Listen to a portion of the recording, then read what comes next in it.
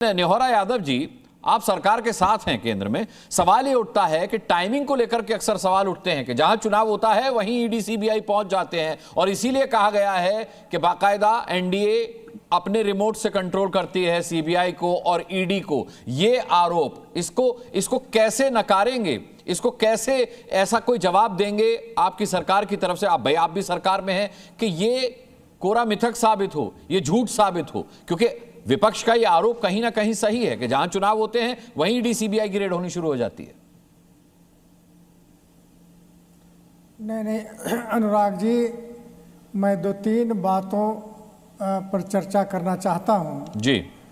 चूंकि मैं टीएमसी और की बातों को सुन रहा था और आपके बातों को भी सुन रहा था। जो विश्लेषक हैं अनुराग जी, नहीं वो विश्लेषक नवीन जी, मैं उनके बातों से सहमत हूं। इसीलिए नवीन जी, इसीलिए कि देखिए ईडी एक स्वतंत्र और संवैधानिक संस्था है और इस संस्था कोई पार्टी या सरकार के कहने पर नहीं चलती है।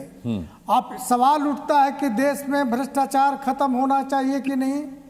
देश में जो लूट कर रखा है, चाहे पॉलिटिकल पार्टी के नेता हों या कोई अधिकारी हों या जो बाहर देश के बाहर पैसे भेज रहे हैं, उन पर रोक लगनी चाहिए कि नहीं चाहिए।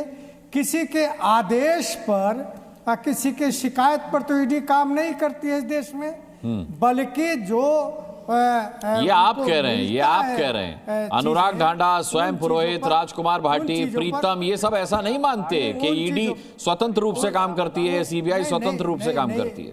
नहीं मानते हैं। स्वाभाविक है ना। कांग्रेस भाटी जी अगर बोलते हैं तो अखिलेश यादव जी से पूछेंगे, स्वर्गीय आदरणीय मुलायम सिंह यादव जी के जो ईडी और सीबीआई किस काल में लगा था, यह भी जरा बता देंगे। उस समय भी ये चर्चा हुई थी कि कांग्रेस विपक्षियों पर ईडी और सीबीआई छोड़ता है। ये नई बात नहीं है देश में, लेकिन मैं इतना तो मानते हैं आपके ऐसा होता है? आप क्या वेरीफाई कर रहे हैं कि ऐसा होता है? कांग्रेस भी ऐसा करती थी और अब भारतीय जनता पार्टी की सरकार भी ऐसा करती है। भाई ये कहने से तो मुझे यही लग रहा है कि वो करते थे तो ये भी करते हैं। नहीं, मैं ये कह रहा नहीं अनुराग जी, मैं ये कह रहा हूँ कि ये छापे भारतीय जनता पार्टी या एनडीए की सरकार में ही नहीं हो रही है। चूंकि जो सिस्टम है देश का, सिस्टम के माध्यम से देश में भ्रष्टाचार पर रोक लगे, भ्रष्टाचार खत्म हो, हर सरकार काम करती रही है।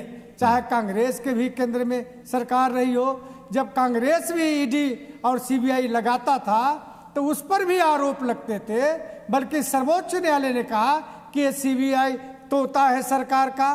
तो यार सबसे बड़ा सवाल वो नहीं है, सबसे बड़ा सवाल है जी आ रहा हूं, स्वयं जी आ रहा हूं। केंद्रीय एजेंसियां हैं, केंद्रीय एजेंसियां हैं, उन एजेंसियों के कार्यों में जो हस्तक्षेप किए जा रहे हैं, अवरोध पैदा किए जा रहे हैं और सिस्टम को जो बर्बाद करने की कोशिश हो रही है, सवाल ये है या क्या देश कोई संविधान से चल रहा है, किसी व्यक्ति और सरकार के कहने पर नहीं चलता। ठीक है निहोरा जी, मैं आऊंगा आपके पास। स्वयं आप काउंटर दीजिए, फिर राजकुमार भाटी जी का मैं रुख करता हूं।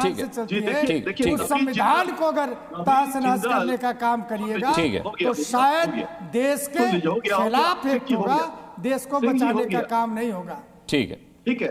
देखिए नवीन जिंदल जो कोल घोटाले के मुख्य आरोपी के रूप में उनके ऊपर में चार्जशीट दाखिल होती है, 2022 में उनके आईडी की रेड होती है और 2024 में वो लोकसभा चुनाव में भारतीय जनता पार्टी के उम्मीदवार होते हैं। ये ऐसे में कम से कम 15 नाम गिरा सकता हूं। करप्शन मुक्त भारत की बात करते हैं, इंडिया अगेंस्ट करप्शन का नारा दिया था। आप मुझे साधारण रूप से बता दीजिए कि आप नवीन जिंदल की बात करें, स्वयं जी यहाँ तो जेल में रह करके लोग चुनाव लड़ लेते हैं। अब आम आदमी पार्टी के प्रवक्ता बैठे, उनके तमाम मंत्रियों पर ईडी सीबीआई की रेड हुई, तो क्या आप वो दोबारा चुनाव नहीं लड़ेंगे? नहीं, क्यों लड़ेंगे? अगर आप ईडी सीबीआई अगर आप हटा दीजिए ना, आप अगर उनको आप ऐसा कानून बना दीजिए, आप तो केंद्र में बैठे हैं, आप तो सफाई करते आए थे। अब ये तो बहुत आगे की बात है। फिर तो टीएमसी के बहुत सारे लोग चुनाव नहीं लड़ पाएंगे, फिर तो बहुत सारे टीएमसी के लोग चुनाव नहीं लड़ पाएंगे। 140 करोड़ लोग हैं देश के अंदर में, अच्छे लोगों को आने दीजिए ना, पढ़े लोगों को, निष्पक्ष लोगों को, स्वस्थ लोगों को, सत्य के प्रतीक को आने दीजिए, झूठे लोगों को हटाइए, जो पूंजीपतियों की दलाली करते हैं वैसे लोगों को हटा दीजिए, जो जंगल बेच रहे हैं, जो वन बेच रहे हैं, पोर्ट बेच रहे हैं, एयरपोर्ट बेच रहे हैं, ऐसे लोगों को हटा दीजिए। ठीक है, जनता तो जानना ठीक है स्वयं जी, मैं आता हूं सभी के पास।